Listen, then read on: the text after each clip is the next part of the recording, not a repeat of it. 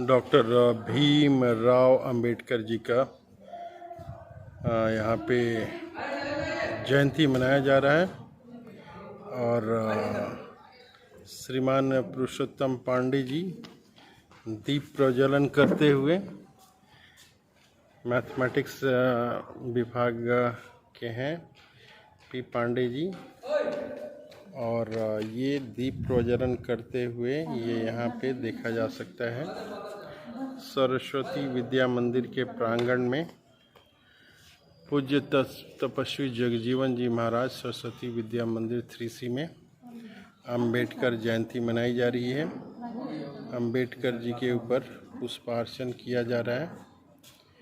यहाँ पे राकेश जी हैं, ये पुष्पार्चन कर रहे हैं और फिर श्रीमान प्रफुल्ल चंद्र पाठक जी ये जो है पुष्पार्चन कर रहे हैं।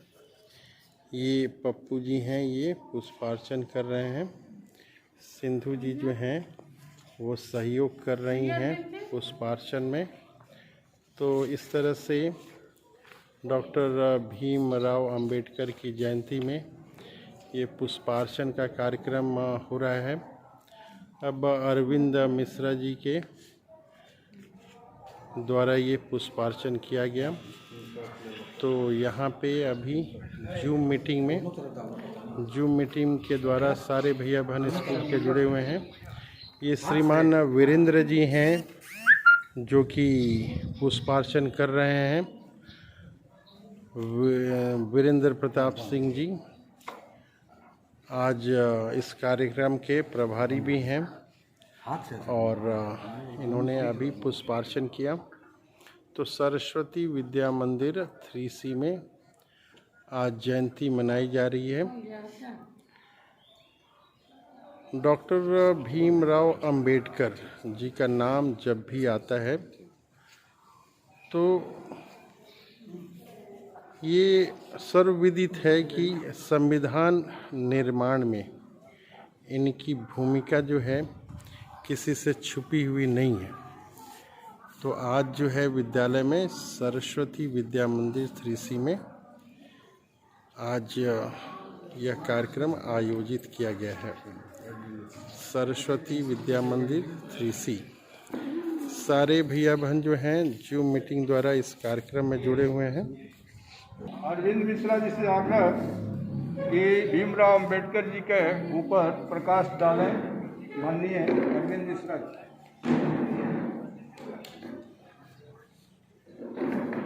माननीय प्रधानाचार्य जी, प्रभारी महोदय, समिति के अधिकारीगण एवं हमारे विद्वान मित्रों, आचार्यगण, कर्मचारीगण एवं श्रद्धेय भारतवासियों, हम वेदों की कुछ पंक्तियों को झुठला नहीं सकते। ऋग्वेद के 88वें अनुवाक में 3 नंबर का जो श्लोक है, सूक्ति है, लिखते हैं वेदव्यास महर्षि, जन्मना जायते शूद्रः कर्मणा जायते वर्णः। जन्म से सभी मनुष्य शूद्र ही जन्म लेता है। कोई जाति का जन्म नहीं लेता है। कर्म से ही वह महान बनता है और कर्म से ही उसकी वर्ण या जाति तय है। जब भारतीय संस्कृति में गिरावट आई, छिन्न भिन्न हुआ, वैदिक सभ्यताएं मिटा दी गई और आक्रमणकारी आक्रांताओं के द्वारा भारत के संस्कृति को बिल्कुल विनष्ट कर दिया गया। आप जानते हैं कि भारत में जाति प्रथा का और मंदिरों में निषेध का प्रारंभ मुगल शासन में हुआ। उन्होंने धर्म टैक्स लगाया था। धर्म टैक्स में 1 रुपया जिसका टैक्स था, जो सबसे अच्छे लोग होते थे, जो अंदर जाके बढ़िया से पूजा कर सकते थे, 10 पैसा टैक्स उसको देना होता था जिनकी औकात नहीं होती थी। कम औकात वाले मिडिल होते थे, और जिनके पास पैसे नहीं होते थे, औकात नहीं होते थे, पैसा नहीं दे जा सकते थे, उनको मंदिरों में जाना बंद कर दिया गया था। वो मंदिर में नहीं जा सकते थे क्योंकि वो टैक्स देने वाले नहीं थे। ये हमारे वेदों में कहीं भी किसी भी वर्ण को कहीं भी जाने आने, मंदिरों और पूजा में रोका नहीं है। अगर ऐसा विवाद होता, ऐसी समस्या होती तो जैसे मुसलमानों के लिए, ईसाइयों के लिए श्मशान, उसके चर्च और कब्रिस्तान अलग है, भारत के हिंदुओं के लिए भी दूसरे का ऑडियो ऑफ कीजिए सर। श्मशान सबका एक है, देवालय भी एक था, मंदिर भी एक था। तो ये मुसलमानों के द्वारा लगाए गए इस टैक्स के कारण भारत में गरीब जो लोग थे, जो अशिक्षित लोग थे, जो टैक्स नहीं दे सकते थे, उनको मंदिरों में जाने से रोक करके और उनको नीचा बता करके, नीच कह करके उनको गुमराह करके भारतीय धर्म को षड्यंत्र के तहत तोड़ दिया। और ये टूटने के कारण हम जातियों में बटे, वर्ण व्यवस्थाओं में बटे, और ये वर्ण व्यवस्था बंटने के कारण भारत में आज जो दुर्दशा की अवस्था है ये आई है। हम अगर डॉक्टर भीमराव बाबा साहब अम्बेडकर जी की बात करें तो ये बड़े ही विद्वान व्यक्ति थे और बड़े ही समझदार व्यक्ति थे। इनके कुल और जाति की बात जो करता हो करे, मुझे इनकी कुल और जाति की बात में तनी भी भरोसा नहीं होती, क्योंकि वेद ने कहा जन्म ना जायते वर्ण शूद्र कर्म ना जायते वरना, इनके कर्म में इनको पुरोहित बना दिया, इनको पांडित्य दिया, और ये अपने कर्म से ब्राह्मण से भी ऊपर थे, शिक्षक थे, आचार्य थे, प्रणेता थे। क्योंकि जब भारतीय संविधान का संरचना की बात आई तो कानून के विद्यार्थी हमारे बाबा साहब अम्बेडकर जी और डॉक्टर राजेंद्र प्रसाद के साथ 7 लोगों की जो कमेटी बनी, इस कमेटी की अध्यक्षता तो डॉक्टर राजेंद्र प्रसाद के हस्ती, उपाध्यक्ष हमारे बाबा साहब अम्बेडकर थे। और इन्होंने दुनिया के 10-12 देशों का भ्रमण करके वहाँ के संविधानों का अध्ययन किया, पढ़ा, समझा, जाना, और तब भारत के एक लिखित संविधान को अमृत रूप दिया। संविधान को अगर पढ़िए तो बाबा साहब ने कहीं भी कोई भेद की बात नहीं की है। आरक्षण की भी बात बाबा साहब ने लिखा तो 10 वर्षों के लिए लिखा कि जो कमजोर लोग हैं उसको बराबर में ला देना चाहिए, पिछड़े लोगों को बराबर में लाना चाहिए। हिंदू धर्म और शिक्षा पर उन्होंने प्रकाश डालते हुए संविधान में समानता के अधिकार को सबके लिए समान लिखा है, कोई भेदभाव कहीं नहीं संविधान। जो न संविधान पढ़ते हैं, न बाबा साहब के जीवनी देखते हैं, और न बाबा साहब के अन्य साहित्य, बाबा साहब के संविधान के अलावे भी छोटी और बड़ी मिलाकर के लगभग 54 रचनाएं, उनको पढ़ने की जरूरत है। आप पढ़िए तो यह ज्ञात होगा कि हमारे देश के संविधान के निर्माता और एक श्रेष्ठ कानूनविद बाबा साहब ने अपने अंदर कितनी विद्वता समेट रखी थी। हम जानते हैं कि जिस पार्टी से वो हुआ करते थे उस पार्टी में उनको उचित सम्मान नहीं मिल पा रहा था, उनको उचित जगह नहीं मिल पा रहा था, लेकिन अपने गुण और धर्म के कारण, अपने शिक्षा के कारण आजीवन बने रहे। और मैं एक बात इस मंच से अवश्य कहना चाहूँगा, जिस व्यक्ति के मन में जातिवाद, व्यक्तिवाद, ईर्ष्यावाद, जलनशीलता है, उसको त्यागे और यह देखे कि डॉक्टर अंबेडकर को बचपन में कितनी प्रताड़नाएं सहनी पड़ी। चाहे ऊंचे वर्ग के लोग थे या धनी वर्ग के लोग थे, ऊंची सम्मानित जात के लोग थे, प्रताड़ित किया, लेकिन फिर भी डॉक्टर बाबा साहब ने किसी को प्रतिशोध लेने की बात नहीं, किसी से प्रतिशोध नहीं लिया इस ऊंचे पद पर जाने के बाद। दूसरी बातें, हमारे देश में बच्चे गरीब होने का रोना रोते हैं, आर्थिक स्थितियां कमजोर होने की बात करते हैं, तो मैं यह अनुभव करता हूं कि उनसे आर्थिक स्थिति में कमजोर बहुत ही कम लोग, और समाज से पिछड़े वर्ग के थे, ये तो सबको पता है, फिर भी उतने ऊंचे स्थान पर जा सकते हैं। हमारा संविधान सबको बराबर का अधिकार देता है, यानी बाबा साहब अम्बेडकर ने सब में समानता देखी है, देश के प्रत्येक नागरिक में समानता देखी है, सबको समान अवसर, सबको समान अधिकार की बात हमारी संविधान करती है, जिसमें डॉक्टर साहब की आत्मा बसती है। भारतीय संविधान एक किताब नहीं है, भारत माता की मूर्त रूप है और डॉक्टर साहब की आत्मा है। आज सच्ची श्रद्धांजलि डॉक्टर साहब के प्रति यही होगी कि देश में जो आज जातिवाद, ऊंच नीच का भेद पैदा हुआ है, इसे काटने की जरूरत है, इसे मिटाने की जरूरत है और सबको एक समरस हिंदुत्व के छाया के नीचे आने की जरूरत है। जब तक हम मुसलमानों के और अंग्रेजों के द्वारा इस रचित षड्यंत्र को नहीं समझ पाएंगे, हिंदू टूटते बटते और कटते रहेंगे। और अब याद करें 13वीं सदी की बात अगर याद हो तो भारत जितना बड़ा विशाल देश था, जिसमें सीरिया, ईरान, अफगानिस्तान, पाकिस्तान, बांग्लादेश, भारत, ऐसे 7 देश भारत से अलग हो गए और 7 देश अलग होकर इस्लामिक कंट्री बने। ये इसलिए हुआ कि हिंदुओं में एकता नहीं रही, हिंदू जातवाद में बटे रहे। हमारे संविधान प्रणेता ने इसके ओर हमको इशारा किया है। हम भारतवासी बाबा साहेब अम्बेडकर के आज जयंती के अवसर पर इनके चरणों के नीचे यह संकल्प लें कि हम हिंदू हैं और भारत के नागरिक हैं और इसके आज़ादी की अक्षुण्णता बनाए रखने के लिए समर्पित होंगे। बाबा साहब के द्वारा रचित संविधान के प्रति हम। मैं विद्यालय के वरिष्ठ आचार्य माननीय कुणाल पंडित जी से आग्रह किया करके माननीय भीमराव अंबेडकर डॉक्टर साहब के विचारों को हमारे जूम मीटिंग में प्रस्तुत करें और रखें। अपना 2 शब्द।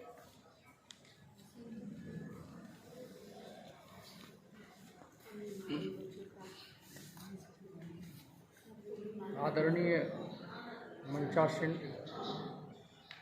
ऑनलाइन अतिथिवृंद, समुपस्थित आचार्य बंधु, भगिनी, कर्मचारी बंधु एवं सभी श्रोता बंधु, आज प्रसन्नता है कि विद्यालय परिसर में बाबा साहब डॉक्टर भीमराव अंबेडकर जयंती मनाई जा रही है। इस पावन अवसर पर मैं आप सबका आभार प्रदर्शित करता हूँ। डॉक्टर भीमराव अम्बेडकर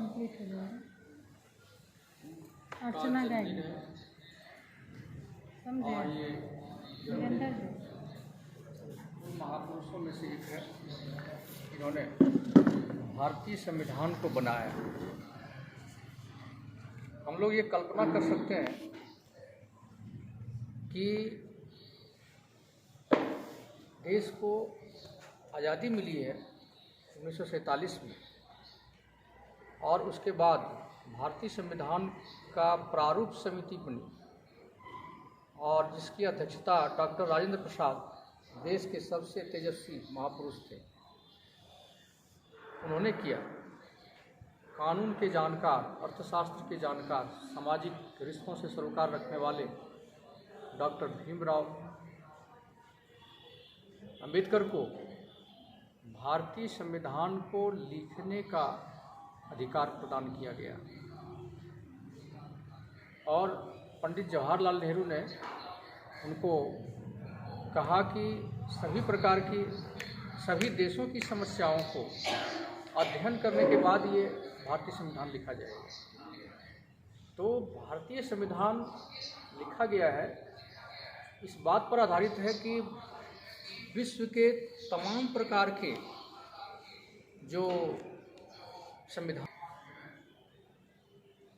भारतीय संविधान को लिखा गया और ये संविधान जो भारतवर्ष में तैयार हुआ विश्व का सबसे बड़ा संविधान था। ये एक विराट संविधान, सबसे बड़ा संविधान कहा जाता है। और इसमें 395 धाराएं हैं, 22 भाग हैं, 9 अनुसूचियां शामिल हैं। इतने बड़े विशाल संविधान की रचना इन्होंने किया, और जिस दस्तावेज को पूरा किया इन्होंने, उस संविधान को 1950 ईस्वी 26 जनवरी 1950 ईस्वी को इस संविधान को पूरे भारतवर्ष में लागू किया गया। और उस दिन से भारत में जितने भी राज्य हैं सबको एकता के सूत्र में पिरोकर भारतीय गणतंत्र की घोषणा हुई। 26 जनवरी 1950 भारतीय इतिहास के स्वर्णाक्षरों में आज अंकित है। और इस संविधान में भ्रातृत्व की भावना का पोषक जो तत्व है, समानता की भावना का जो पोषक तत्व है, समरसता की भावना का जो पोषक तत्व है, उन्होंने समाहित करते हुए इस भारतीय संविधान को लिखा है। भारतीय संविधान में स्पष्ट लिखा हुआ है कि यह एक लचीला संविधान है। लचीला संविधान का अर्थ यह है कि इसमें आप संशोधन कर सकते हैं, और कितनी बार पार्लियामेंट्री सिस्टम में, संसदीय प्रणाली में इसकी संशोधन हुआ। और आज जो है भारतीय संविधान का जो मूल तत्व है, इसको भुलाया नहीं गया है, इसको पिरोया गया है। भारतीय संविधान में स्पष्ट लिखा था कि देश में दलितों को और पिछड़ों को आगे बढ़ाने के लिए सर्वप्रथम 10 साल का आरक्षण दिया जाएगा। आवश्यकता अनुसार इस आरक्षण नीति को बढ़ाया जा सकता है, लेकिन संसदीय जो प्रणाली है, लोकसभा और राज्यसभा दोनों में पारित जो अधिनियम होंगे, राष्ट्रपति के हस्ताक्षर के पश्चात इस आरक्षण नीति को बढ़ाया जाएगा। और तब कई बार पार्लियामेंट्री सिस्टम में इस आरक्षण की नीति को बढ़ाया गया, लेकिन इस आरक्षण के मामले में बाबा साहब ने स्पष्ट कहा कि जब पिछड़ों का विकास हो जाएगा, जब दलितों का विकास हो जाएगा, या आर्थिक रूप से जो पिछड़े लोग हैं वो किसी भी जाति और कौम से हों, अगर वो पिछड़े हों तो उनको आरक्षण मिलेगा, और धीरे धीरे उसको कार्यान्वित किया जा रहा है और होना चाहिए। बहुत सारी बातें उसमें लिखी गई है। अल्पमत, बहुमत, जहाँ मुस्लिम क्षेत्र ज़्यादा है वहाँ भारतीय संविधान में लिखा है वो तो बहुमत में है, उसको वहाँ आरक्षण नहीं मिलना चाहिए, लेकिन उसको सही ढंग से इस्तेमाल करने की ज़रूरत है। जहाँ हिंदू अल्पमत है, जिस एरिया में, जिस क्षेत्र में हिंदू अल्पमत है, उसको वहाँ पर आरक्षण निश्चित रूप से मिलना चाहिए। वो किसी भी जाति, धर्म, भाषा के हो सकते हैं, वो स्पष्ट लिखा हुआ है। आज भी भारतीय संविधान को हर एक पंक्ति को पढ़ने की ज़रूरत है और उसका अर्थ निकालने की ज़रूरत है कि उन्होंने क्या लिखा। इसलिए भारतीय संविधान कभी भी विद्वानों के मत में, बड़े बड़े जो विदेशी विद्वानों ने इसको पढ़ा, उन्होंने स्पष्ट रूप से लिखा है कि इस तरह के संविधान बिल्कुल ही अनोखा है, और भारतीय संविधान ये बना हुआ है, और उसकी स्तुति की और सराहना की। इसलिए हम लोगों को ये गौरव है कि बाबा साहब ने जिस संविधान को लिख दिया वो बिल्कुल ही अमर है, और बाबा साहब की अमरता की हम लोग कामना करते हैं कि ऐसे महापुरुषों की हम लोग याद करते रहें, और इस जयंती को हम लोग सफल बनाए हैं आज के इस भागदौड़ के जीवन में। और जो गतिविधियां हम लोगों की है, इतने काम है, इतने वर्क है, तो उसमें भी हम लोगों ने जो समय निकाला है, ये हम लोगों के लिए गौरव की बात है। इतना ही कह करके मैं वाणी को विराम देता हूँ। जय हिंद, जय भारत। अब मैं नाथ जी के इस में जो बात रखी, अर्चना दीदी जी से आग्रह कि वो आकर के आज अपना गीत प्रस्तुत करें डॉक्टर साहब के जन्मदिन के अवसर पर। माननीय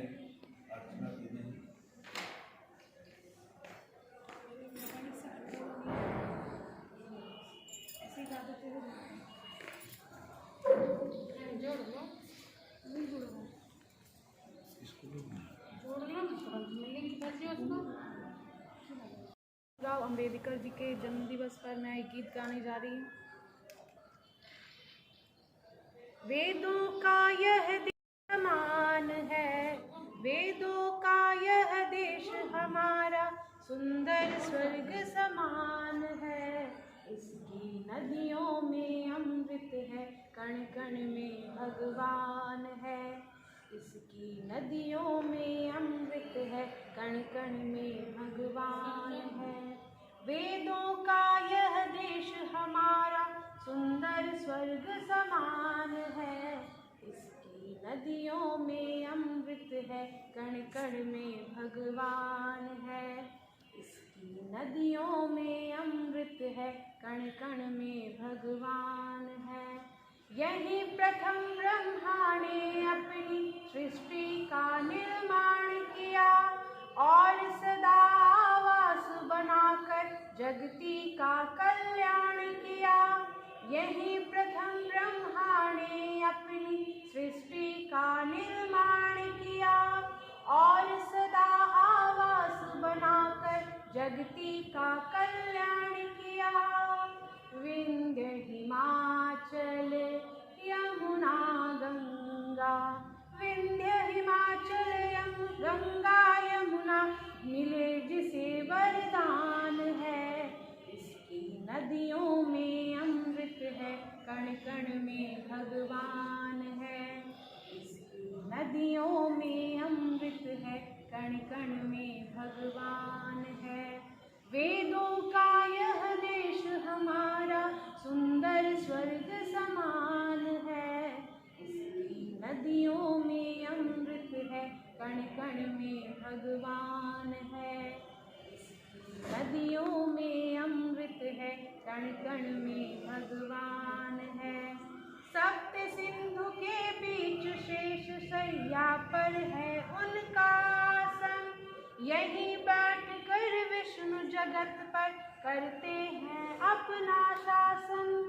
सप्त सिंधु के बीच शेष शैया पर है उनका आसन। यहीं बैठकर विष्णु जगत पर करते हैं अपना शासन। इसके बने पुजारी हम सब, इसके बने पुजारी हम सब, सब करते नित गुणगान है। इसकी नदियों में अमृत है, कण कण में भगवान है। इसकी नदियों में अमृत है, कण कण में भगवान है। वेदों का यह देश हमारा सुंदर स्वर्ग समान है। इसकी नदियों में अमृत है, कण कण में भगवान है। इसकी नदियों में अमृत है, कण कण में भगवान है। गिरि शृंगों की अचल श्रृंखला देवों का नित वास है। हंस जहाँ जल क्रीड़ा करते शिव शंकर का वास है। गिरि शृंगों की अचल श्रृंखला देवों का नित वास है। हंस जहाँ जल क्रीड़ा करते शिव शंकर का वास है।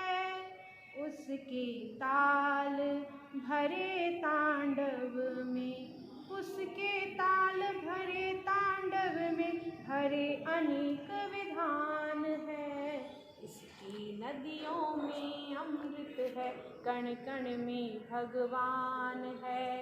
इसकी नदियों में अमृत है, कण कण में भगवान है। वेदों का यह देश हमारा सुंदर स्वर्ग समान है। वेदों का यह देश हमारा सुंदर स्वर्ग समान है। इसकी नदियों में अमृत है, कण कण में भगवान है। इसकी नदियों में अमृत है, कण कण में भगवान नदियों में अमृत है, कण कण में भगवान है। धन्यवाद।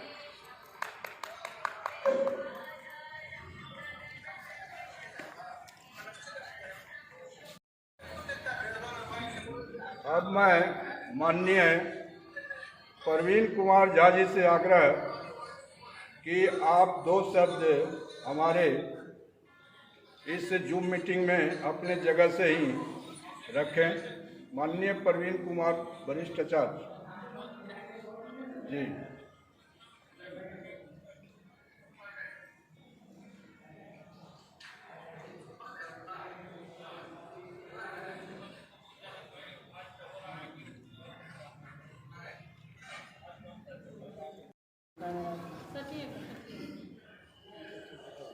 पीछे थोड़ा सा और पीछे रहिए, थोड़ा सा।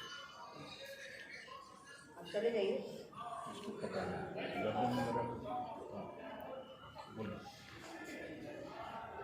सभी सम्मानित आचार्यगण, दीदी जी और सहपाठी साथियों, सबको जय भीम।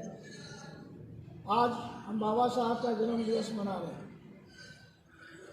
इनका एक आवाज़ था, शिक्षित बनो, संगठित रहो और संघर्ष करो। ये आवाज़ को समझने की चीज़ है। ये दलितों का आवाज़ नहीं था, दबे कुचे लोगों का आवाज़ नहीं था, ये संपूर्ण मानव जाति का आवाज़ था। अगर इनकी आवाज़ को ये ग्रंथ के रूप में जो श्लोक कहे गए थे संविधान के तहत, अगर इनको समझ लिया जाए तो उनका जीवन संपूर्ण जीवन में बदल जाए।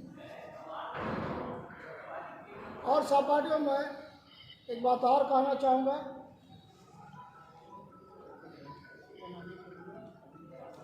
जब देश हमारा गुलाम था, जिस कुरीतियों से देश ग्रस्त था, कई ऐसे सामाजिक सुधार ने अपनी अपनी बातों को रखा और देश को इस कुरीतियों से दूर किया।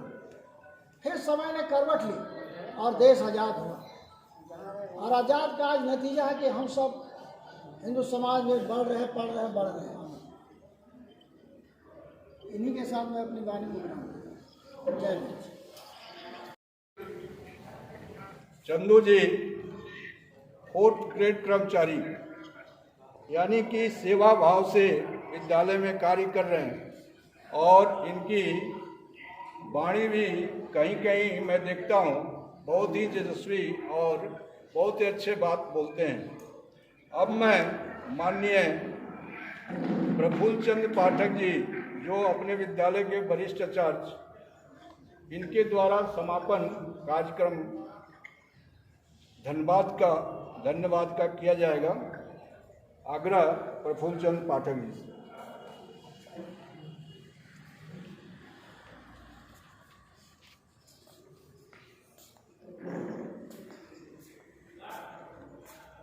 थोड़ा सा और इधर, बस।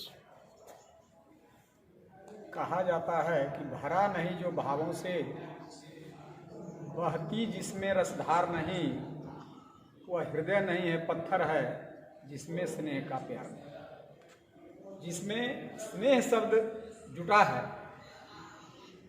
बहुत लोग भारत शब्द भी जोड़ देते हैं। ज्ञाताओं की तो कमी है नहीं। वास्तव में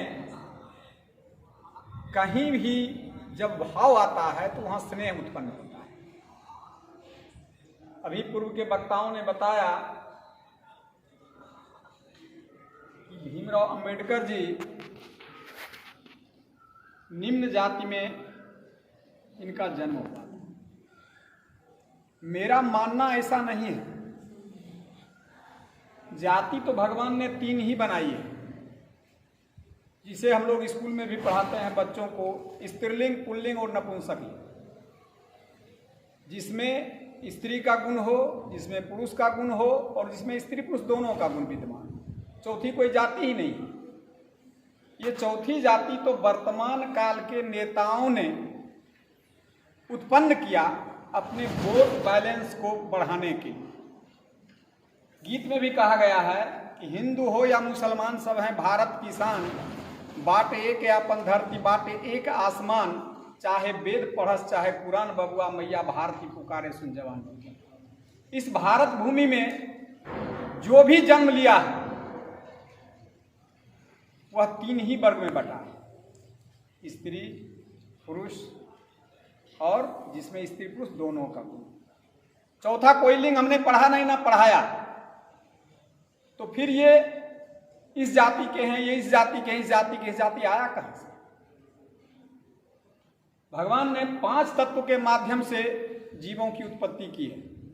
वह है क्षिति, जल, पावक, गगन, समीरा, पंच तत्व यह धराशय है। और उसी 5 में सबको विलीन हो जाना है। प्रकृति के द्वारा ये 5 तत्व जो हैं वो जितने जीव हैं सबके लिए समान है, ना कि हिंदू के लिए अलग है, मुसलमान के लिए अलग है, क्रिश्चियन के लिए अलग है, अछूतों के लिए अलग है, श्रेष्ठों के लिए अलग है, ब्राह्मणों के लिए अलग है, राजपूतों के लिए अलग है, ऐसी कोई बात नहीं है। और ज्ञान किसी के अधीन नहीं होता। जिसके पास ज्ञानी है, जो ज्ञानी है, जो ज्ञान को अर्जन किया है, वही इस संसार का श्रेष्ठ व्यक्ति है, चाहे वह किसी जाति में जन्म लिया। बाबा राव भीम अंबेडकर जी हमारे इस सिद्धांत को दिखाया। उन्होंने अपने जीवन में उन्हें बड़ी प्रताड़ना सहनी पड़ी, लेकिन किन्हीं का विरोध उन्होंने नहीं किया, क्योंकि उनका तो लक्ष्य था चरे वेती चरे वेती, हमें चलना चाहिए, चलना चाहिए और उस लक्ष्य पर चलना चाहिए जहां दुनिया मुझे समझेगी, जानेगी और अपने किए हुए कार्यों पर पश्चाताप करेगी। जिसका ज्वलंत उदाहरण आज मेरे सामने है। भीमराव अंबेडकर जी देश में ही नहीं बल्कि विश्व में पूजे जाते हैं। तो पूजा इनके ज्ञान की होती है। तो ऐसा आज हम लोग संकल्प लें कि हम जहां भी हैं, जिस काम को कर रहे हैं, कोई काम छोटा नहीं होता है, सब काम प्रभु का है और सब काम भारत माता का है। तो हम कार्य करते हुए अपने आप को उस शिखर तक ले जाएं, तभी इस जयंती को मनाने का सार्थकता संभव हो। आज इस अवसर पर मुझे धन्यवाद ज्ञापन का कार्य सौंपा गया है। इस कार्यक्रम के संयोजक वीरेंद्र प्रताप जी, वक्ता के रूप में माननीय अरविंद मिश्र जी, कुणाल पंडित जी, अपने मधुर स्वरों से संगीत में इस सभा कक्ष को करने वाली अर्चना जी, सिंधु जी, नीलम जी, सीमा जी और अपने चतुर्थ वर्गीय कर्मचारी। वर्ग इसलिए बांटा गया है कि काम का अलग अलग विभाजन। वर्ग से अर्थ नहीं होता है निम्न और उच्च। चंदू जी जो यहां रखे वो बहुत मार्मिक विषय है। तो ये सारे व्यक्ति जो हैं, ये सभी अपने बहुमूल्य समय को निकाल करके डॉक्टर जी के चरणों में 2 शब्द रखे। अपने दिनेश जी अपनी कलाओं को प्रदर्शित करके, इसमें सहभागिता दे करके अपने बहुमूल्य समय को दिए। आप सभी धन्यवाद के पात्र हैं। आप सभी से मैं कामना करता हूं कि ऐसे समय में आप अपना जो बहुमूल्य समय देते हैं, इसके लिए विद्यालय आप लोगों का बहुत आभारी है। साथ ही साथ प्रत्यक्ष या अप्रत्यक्ष रूप में जो भैया बहन, जो आचार्य जी या अन्य गणमान्य लोग जहां से लिंक से जुड़ करके इस कार्यक्रम को देख रहे हैं, उनके प्रति भी मैं आभार व्यक्त करता हूं। जाने अनजाने में प्रेस मीडिया के अन्य बंधु भी इस कार्यक्रम को देख रहे होंगे, उनके प्रति भी मैं आभार व्यक्त करता हूं। किनका किनका आभार व्यक्त करूं। इस प्रकृति में इतने जीव हैं, कोई सुन रहे हैं, कोई कार्य कर रहे हैं, कोई लगे हैं। इसलिए परमात्मा को मैं बहुत बहुत साधुवाद देता हूं कि परमात्मा ने जिन जीवों को इस चर्चाओं को सुनने के लिए आग्रह किया, प्रेरणा दिया, उनके प्रति भी मैं आभार व्यक्त करता हूं। धन्यवाद। धन्यवाद सभी को।